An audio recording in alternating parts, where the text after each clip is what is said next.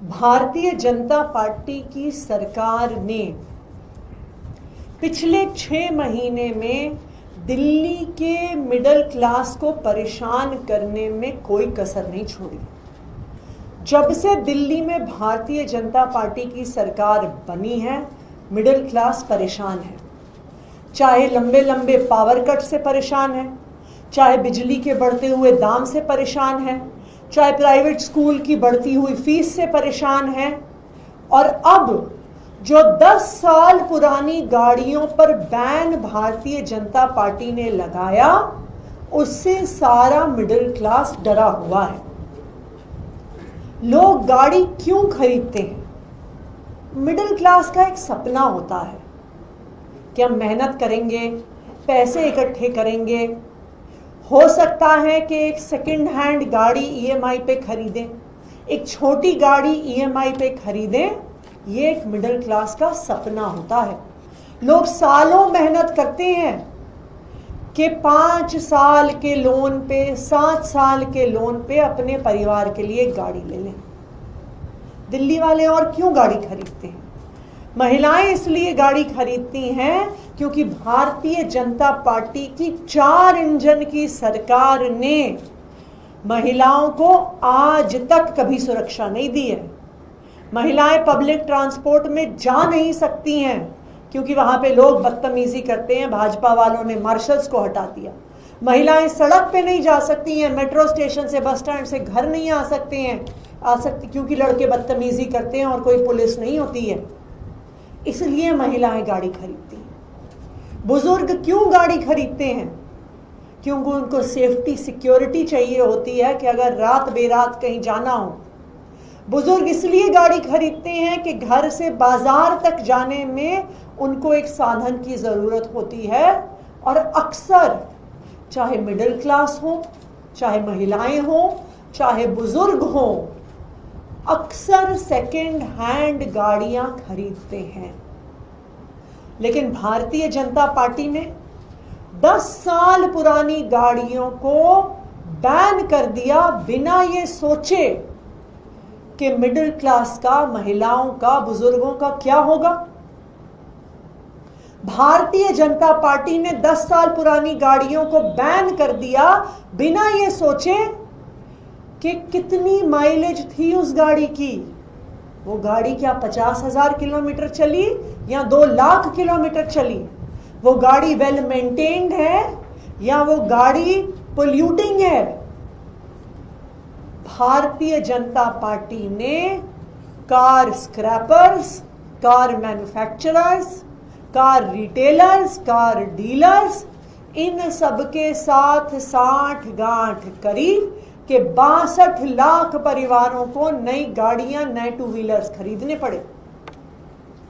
जब दिल्ली की जनता ने इस फैसले का विरोध किया तो भारतीय जनता पार्टी ने एक फर्जीवाड़ा शुरू कर दिया। भारतीय जनता पार्टी के पर्यावरण मंत्री कहते हैं कि मैं CAQM को चिट्ठी लिख रहा हूं। कई साल पहले एक मूवी आई थी, कार्तिक कॉलिंग कार्तिक, कि कार्तिक को ही कॉल कर रहा है। यह उसका एक उदाहरण है।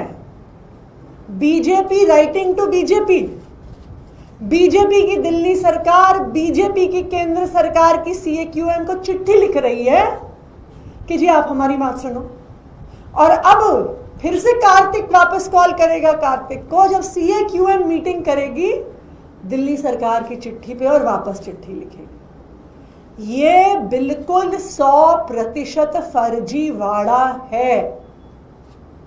अगर भारतीय जनता पार्टी इस बैन को हटाना चाहती तो हटा सकती थी, लेकिन वो कार्तिक कॉलिंग कार्तिक खेल रहे हैं चिट्ठी लिख के। पहली बात। दूसरी बात, भारतीय जनता पार्टी की सरकार ने कहा है कि हम सुप्रीम कोर्ट जाएंगे। कहां से आ गई इतनी सुप्रीम कोर्ट में आस्था? सुप्रीम कोर्ट के तो बड़े बड़े आदेशों के बाद अब अध्यादेश लेके आ गए, कानून लेके आ गए। सर्विसेज की जजमेंट को जब सुप्रीम कोर्ट की कॉन्स्टिट्यूशन बेंच ने दिया 8 साल के केस के बाद 8 दिन में केंद्र सरकार भाजपा वाले एक अध्यादेश लेके आ गए, एक ऑर्डिनेंस लेके आ गए। और अब जब पुरानी गाड़ियों की बात आई, मिडिल क्लास बुजुर्गों की, महिलाओं की गाड़ियों की बात आई, तो कह रहे हैं नहीं जी, हम तो सुप्रीम कोर्ट को मानते हैं, हम सुप्रीम कोर्ट जाएंगे। क्यों? क्योंकि भारतीय जनता पार्टी चाहती है कि वो सुप्रीम कोर्ट जाएं, सुप्रीम कोर्ट उनकी एप्लीकेशन को खारिज करे, फिर मुख्यमंत्री हाथ खड़े करके कहेंगी कोर्ट का ऑर्डर है, कोर्ट का ऑर्डर है। जब झुग्गी तोड़ते हैं तो कहते हैं जी कोर्ट का ऑर्डर है, ये तो बताते नहीं है कि वही कोर्ट गए थे ऑर्डर लेने के लिए। भारतीय जनता पार्टी ने 10 साल पुरानी गाड़ियों पे जो दोनों कदम उठाए हैं वो 100% फर्जीवाड़ा हैं। CAQM को चिट्ठी लिखना, बीजेपी खुद बीजेपी को चिट्ठी लिख रही है, अगर उनको फैसला लेना होता तो वो ले चुके होते। दूसरी बात, सुप्रीम कोर्ट जाना भी सिर्फ और सिर्फ वहां से केस को डिसमिस कराने के लिए है कि उसके बाद सरकार कह सके, कोर्ट के ऑर्डर के पीछे छिप सके। आम आदमी पार्टी की ये मांग है कि 10 साल पुरानी गाड़ियों के मुद्दे पर भारतीय जनता पार्टी की सरकार तुरंत कानून लेकर आए और जो मिडिल क्लास के बुजुर्गों के, महिलाओं के सिर पर तलवार लटक रही है कि किसी भी दिन उनकी गाड़ी जब्त हो सकती है, कि किसी भी दिन उनकी गाड़ी को पेट्रोल मिलना बंद हो सकता है, कि किसी भी दिन उनका घर से निकलना अनसेफ हो सकता है, कि किसी भी दिन उनको लाखों रुपए का खर्चा आ सकता है, इस लटकती हुई तलवार को सिर्फ और सिर्फ कानून से ठीक किया जा सकता है। तो हमारी भारतीय जनता पार्टी से ये मांग है कि इन 10 साल पुरानी गाड़ियों को लेकर तुरंत कानून लेकर आए, अगले 1 हफ्ते में कानून लेकर आए, चाहे ऑर्डिनेंस के माध्यम से लाएं, चाहे अगर दिल्ली विधानसभा का स्पेशल सेशन बुलाना है उसके माध्यम से लेके आए। विपक्ष उनका पूरा समर्थन करेगा। अगर वो कल विधानसभा का सत्र बुलाना चाहे तो विपक्ष तैयार है, अगर वो ऑर्डिनेंस के माध्यम से इन गाड़ियों को बचाना चाहे तो विपक्ष तैयार है। लेकिन अगर कानून नहीं आएगा तो ये तलवार लटकी रहेगी और सुप्रीम कोर्ट किसी भी एप्लीकेशन को खारिज कर देगा। लेकिन अगर कानून आ जाता है तो फिर सुप्रीम कोर्ट भी उस नए कानून के आधार पर ही फैसला देगा। तो भारतीय जनता पार्टी से हम मांग करते हैं कि इन 10 साल पुरानी गाड़ियों को बचाने को लेकर जल्द से जल्द अगले 1 हफ्ते के अंदर अंदर कानून लेकर आए, फर्जीवाड़ा बंद करें। Thank you. मैम, आप लोग जब सरकार में थे गाड़ियां तो तभी बैन थी, तब भी गाड़ियां उठाई जा रही थी, स्क्रैप किया जा रहा था, और अगर कानून लाने का ऑप्शन था तो आप लोग क्यों नहीं लेके आ पाए? कुछ उसमें कानूनी परेशानी थी क्या? भारतीय जनता पार्टी की तो 4 इंजन की सरकार है, 4 से भी पता नहीं कितने ज्यादा इंजन रोज बढ़ाए जा रहे हैं। वो MCD उनका है, दिल्ली सरकार उनकी है, पुलिस उनकी है, CAQM उनका है, केंद्र सरकार उनकी है। जैसे वो 8 दिन में सुप्रीम कोर्ट के फैसले के खिलाफ जाकर ऑर्डिनेंस लेके आए थे, वो क्यों नहीं ला सकते? अगर उनके कानूनी सलाहकार कहते हैं कि दिल्ली विधानसभा से नहीं पास होगा, संसद से पास होगा, तो वो संसद में कानून लेके आए, वो केंद्र सरकार से ऑर्डिनेंस लेके आए। अब तो सारी सरकारें उनकी हैं। आज अगर भारतीय जनता पार्टी मिडिल क्लास को बचाने के लिए, महिलाओं को बचाने के लिए, बुजुर्गों को बचाने के लिए कानून नहीं लेके आती है तो ये साफ हो जाएगा कि उनकी car manufacturers, car dealers, car scrapers के साथ साठ-गांठ है। ये बिल्कुल साफ साफ दिल्ली वालों को दिख जाएगा। बीते दिनों फैसला आया दिल्ली जल बोर्ड की तरफ से कि जो अधिकारी CEO हैं वो खुद से 50 करोड़ तक की परियोजनाओं को मंजूरी दे सकते हैं और कहा गया कि इससे काम तेजी से हो सकेंगे, खासतौर पर यमुना की सफाई। कैसे देखते हैं आप? 50 करोड़ तक के फैसले दिल्ली जल बोर्ड के सीईओ ले सकें, ये निर्णय 10 साल पहले अरविंद केजरीवाल जी की सरकार ने किया था। 10 साल पहले अरविंद केजरीवाल जी ने दिल्ली के लोगों को अच्छी पानी की व्यवस्था मिल सके, सीवर की व्यवस्था मिल सके, कच्ची कॉलोनियों में सीवर की लाइन डल सके, वाटर ट्रीटमेंट प्लांट बन सके, इसके लिए ये फैसला लिया था।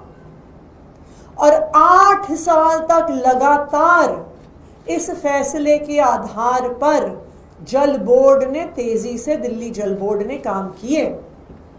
लेकिन यही भारतीय जनता पार्टी थी, इनके ही अफसर थे जिन्होंने कहा कि ये तो हो नहीं सकता, जल बोर्ड के सीईओ को इतनी पावर दी नहीं जा सकती, हम जल बोर्ड को पैसा नहीं देंगे, हम उसका ग्रांट नहीं रिलीज करेंगे, हम उनका लोन नहीं रिलीज करेंगे।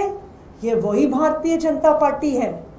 और आपको याद होगा, बार बार दिल्ली विधानसभा में दिल्ली जल बोर्ड के फाइनेंसेस का यही मुद्दा उठाया गया। आज भारतीय जनता पार्टी कह रही है ये हम लेके आए पावर। ये पावर 10 साल पहले अरविंद केजरीवाल जी ने दी थी और ये पावर 2 साल पहले भारतीय जनता पार्टी के अफसरों ने छीनी थी दिल्ली के लोगों को परेशान करने के लिए। लेकिन विडंबना देखिए, पावर छीनने के बाद भी, कम पावर होने के बाद भी, केंद्र सरकार के हर संभव रोड़ा अटकाने के बाद भी अरविंद केजरीवाल की आम आदमी पार्टी की सरकार ने इस 4 इंजन की सरकार से बेहतर काम करके दिखाया।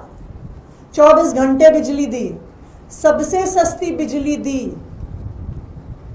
3,000 किलोमीटर पानी की लाइन डाली, हजारों किलोमीटर सीवर की लाइन डाली, घर घर पानी पहुंचाया, कच्ची कॉलोनियों में जहां पे 20 साल से सीवर लाइन नहीं डली थी सीवर के कनेक्शन दिए, प्राइवेट स्कूल की फीस रोक कर रखी, सरकारी स्कूलों में अच्छी शिक्षा दी, मोहल्ला क्लिनिक में फ्री इलाज दिया। ये तो पूरी पावर होते हुए भी दिल्ली वालों के लिए काम नहीं कर पा रहे हैं। आज दिल्ली वाले पावर कट से, बढ़ती हुई बिजली के दाम से, गंदे पानी से रोज कोर्ट में केस जा रहे हैं।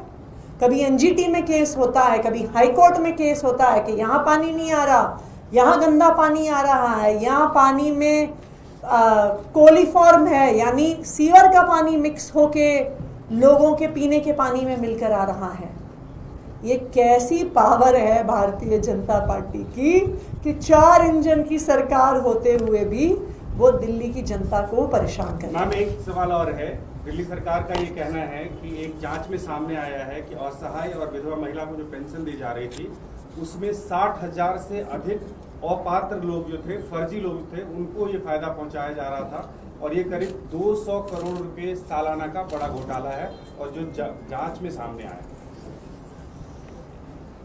भारतीय जनता पार्टी पहले ही 25,000 विधवाओं की पेंशन काट चुकी है। महिलाएं विधायकों के दफ्तर में आ रही हैं, कह रही हैं हमें इतने साल से पेंशन मिल रही थी, भारतीय जनता पार्टी वालों ने काट दी। और अब वो ये कहानियां गढ़ रहे हैं कि 60,000 गरीब महिलाओं की पेंशन और काट दें। कहां जाएंगी ये महिलाएं? बताइए, कौन 1,000 रुपए, 1,500 रुपए की पेंशन लेने आता है?